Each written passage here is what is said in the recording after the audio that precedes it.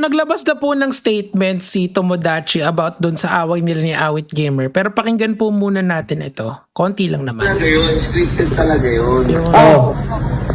Ang masakit, hindi umilag si Wangbu. Okay, so inaamin po ni Awit Gamer na scripted daw po yung awayan nila ni Tomo at saka ni Wangbu. And papatamaan iilag dapat si Wangbu kaso tinamaan siya. Well, sa akin lang po, kung kayo ay isang content creator na paangat po kayo, iwas-iwasan nyo po si Awit Gamer. Yan po yung moral niyan. Tuloy natin. Ang kantong bakal ng tako. Yun nga, nakita ko nga sa video, pre, patusok yung bato. Diyos ko. Hindi ilag yun, alam niyang alalay lang yun, pre. Hindi sinama kasi yan eh. Ngayon mga lods, para naman dun sa mga gumagawa ng scripted content, baka naman pwedeng mag-entertain na lang kayo ng iba at hindi ganito ka-brutal. Kasi po, ang akin lang kasi dyan, kahit nasabihin mong scripted yon, delikado kasi yon. Baka po may mangyaring permanent doon sa isa, di yari, di ba po? So, kailangan maayos po tayong mag-content kasi po pwede naman kasing maging entertaining nang walang nasasaktan ng ganyan, di ba po?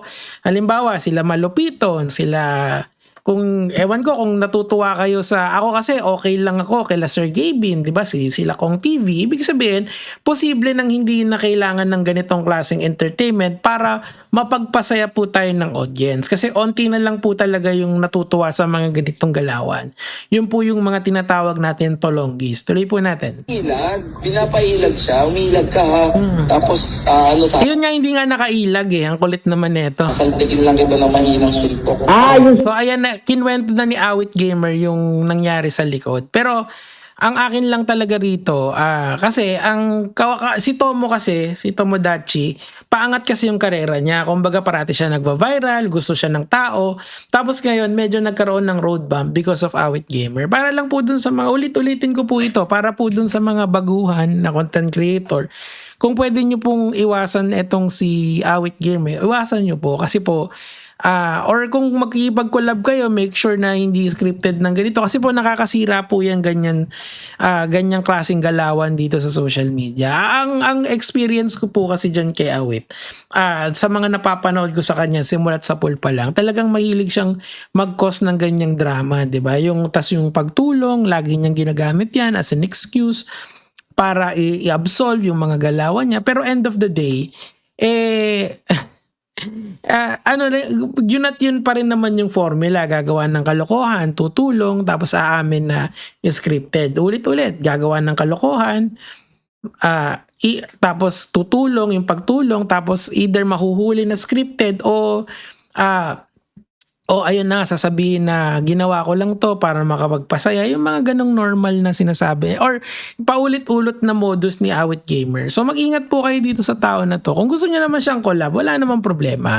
Pero ang sinasabi ko lang, tatamaan po kasi yung ano nyo dyan yung overall na kalidad ng inyong galaw. And yun nga po yung nangyari kay Tomodachi. Tinamaan po siya kasi ang image niya kasi, yung reputation niya is parang maangas siya, batang kalookan. Tapos ako, nakikita-kita ko siya, tapos talagang pumapalag. Tapos dahil kay Awit Gamer, medyo nawalan siya ng aura na tinatawag. Dahil nga, dumikit siya sa isang tao na kilala na gumagawa ng kung hindi fake pranks, parang fake pranks, 'di ba? Or parang fake na scripted, 'di ba? Kasi ganun din siya, even dun sa, kung naalala nyo, kinover natin yung sugal, 'di ba? Parang dun din medyo iffy rin siya, 'di ba? Ganon din, 'di ba? So I don't know.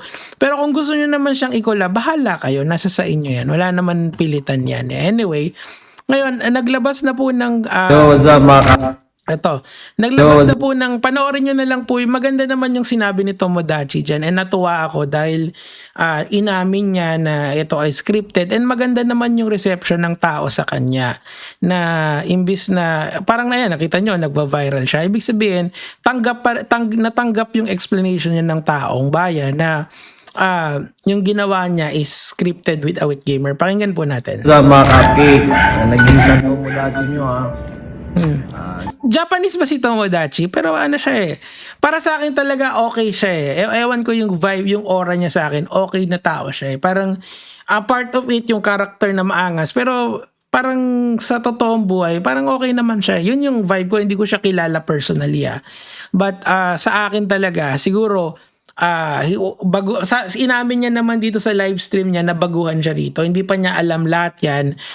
So kung ikaw Tomodachi, kung meron kang mga kaibigan na datihang YouTuber na doon ka magpatulong kung paano mag-navigate. Kasi sayang yung fame mo tol yung fame mo na yan, maiiba talaga yung trajectory ng buhay mo kung gagamitin mo ng ayos, di ba? So lang paalam sa inyo na maayos at manghingi ng pasensya sa inyo. Yun.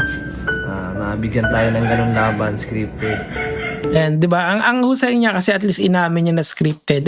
At this point naman kasi halatado na kasi na scripted, lalo na yung gatas ni Awit. Alam niyo yan yung pagsunod-sunod na yung mga ano. Alam ko at one point na meron dari siyang ganyan yung ganyang klaseng galawan. Kaso si Tomo kasi talagang nanonoo yan natotoo yung although scripted siya pero hindi maganda yung kinalabasan in terms of may na injured kasi. Sana si meron ako nabasa dito si Markitan yata yung nagsulat nun. Sabi niya gano'n. Sana kahit scripted binigyan si Awit. Hindi, wag na gano'n tol. Ako sa'yo, ituloy mo na lang yung trajectory ng career mo. Marami namang natutuwa sa'yo. Mag-train ka kasi he seems to be a very fit guy. Hindi naman siya parang ako na na dito lang sa kwarto Lata sa utak. Latas. Gamit tayo ni Awit.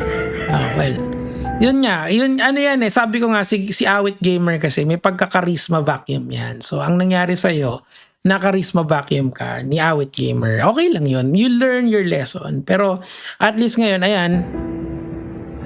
Pasensya na kayo, nabigyan ko kayo ng ganun laban. Yun. Okay lang yun, tol. Pangako ko na lang sa inyo talagang kahit sino pa yun, ayoko na. Kahit mag-jolen kami scripted, ayoko na. Hirap, ayoko niyan. Pero okay lang naman siguro yung kunyari kalokohan lang. 'Di ba sila malupito naman skits yung ginagawa nila. Katulad kay sino to si Maka High Blood kung kilala niyo si Maka High Blood. Si Maka High Blood ngayon gumagawa na lang siya ng skit. Sa tingin ko tol okay yun na ilagay mo sa repertoire mo or gusto mo mag-training ka tapos yun, may mga boxing, yan, MMA, pwede yun kasi nandun na yung niche mo sa sports, 'di ba? Yung saltikan ng scripted hindi talaga para sa yan tol. And maganda na ginawa mo yan. Ayun nga, pasensya na kayo. Nabigyan ko kayo ng ganun laban.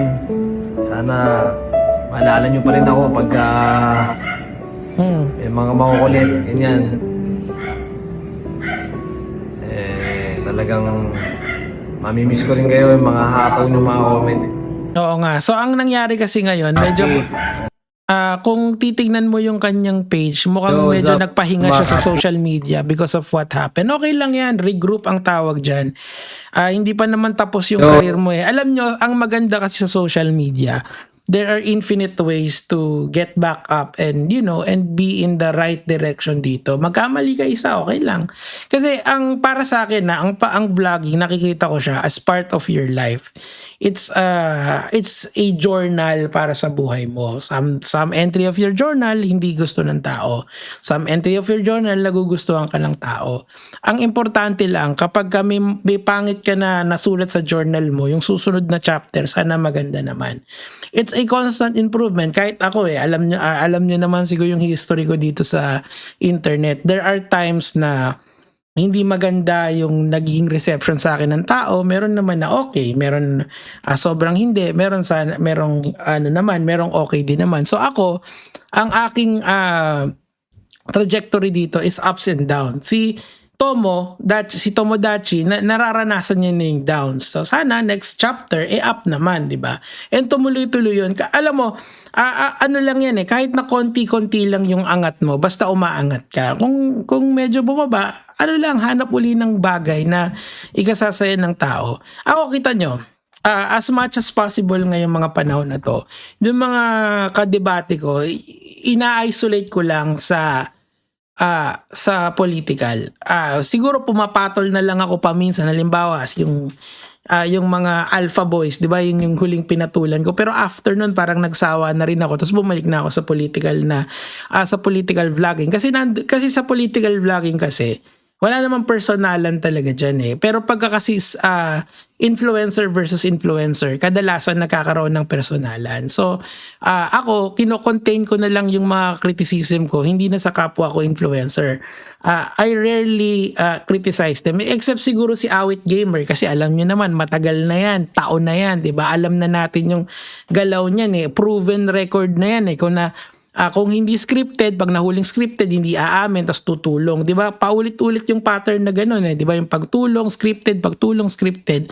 Pero si Tomo kasi bagong pasok siya rito. And I wish him for the best kasi I think this guy has a lot of potential eh, na maging maabot niya yung rurok ng tagumpay dito sa social media in a very short span. Di ba? Nakita nyo, he's well beloved by a lot of people. And I wish him well, di ba?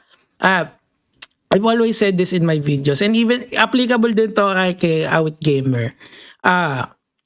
Don't wish anyone a bad life. And I mean that in all ways that I can. Okay? Kahit doon sa mga hindi mo gustong tao, don't wish them a bad life. Siguro in time mag-iiba rin yung pananaw nyo sa'yo, pero keep trying, keep writing on the journal that is vlogging. Yun lang naman po yung sa akin for today, Gege mga lods.